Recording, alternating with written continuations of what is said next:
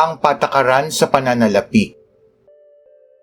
Ang patakaran sa pananalapi ay isang sistema na pinaiiral ng pamahalaan sa pamamagitan ng Bangko Sentral upang makontrol ang dami ng salapi na dumadaloy sa ekonomiya. Mayroong dalawang paraan na ginagamit ang pamahalaan sa pagpapatupad ng patakaran sa pananalapi. Ang expansionary money policy ay ipinapatupad kapag ang layunin ng pamahalaan ay mahikayat ang mga negosyante na palakihin pa o magbukas ng bagong negosyo. Ibinababa ng Bangko Sentral ang interes sa pagpapautang na siyang hihikayat sa mga negosyante na mangutang upang mapalawak ang kanilang negosyo. Ito ang lilikha ng mga karagdagang trabaho kaya dadami ang magkakaroon ng kakayahan na makabili ng mga produkto at serbisyo na siya namang magpapataas sa pangkalahatang demand ng sambahayan.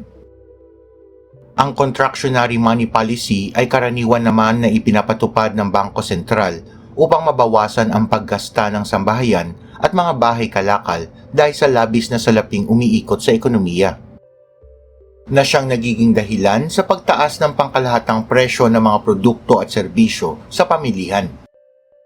Tinataasan ng Bangko Sentral ang interes sa pautang na siyang magpapaliit sa puhunan ng mga bahay kalakal. Ito ang magiging dahilan upang bumaba ang produksyon at demand ng sambahayan. Ang sektor ng pananalapi. Ang sektor ng pananalapi ang namamahala sa paglikha, pagsuplay at pagsasalin-salin ng salapi sa ekonomiya. Ito ay binubuo ng mga institusyong bangko, institusyong hindi bangko at regulators.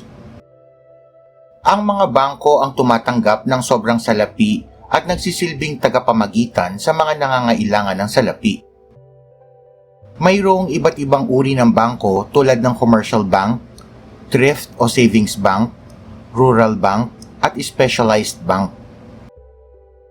Ang mga institusyong hindi bangko ay tumatanggap ng mga kontribusyon sa mga kasapi na kanilang pinalalago at muling ibabalik sa mga kasapi pagdating ng panahon upang mapakinabangan. Ang ilan sa mga halimbawa ng mga institusyong hindi bangko ay ang mga pension funds, mga kooperatiba, mga bahay sanglaan, mga pre-need companies, registered companies at insurance companies. Ang mga regulators naman ay binubuo ng Bangko Sentral ng Pilipinas, ang pangunahing institusyon na naglalayong mapanatili ang katatagan ng halaga ng ating salapi. Philippine Deposit Insurance Company, na siyang nagbibigay proteksyon sa mga depositors. Securities and Exchange Commission, na siyang nagre-rehistro sa mga kumpanya sa bansa. At Insurance Commission, ang nangangasiwa sa mga negosyo ng pansiguro. Ang patakaran sa pananalapi.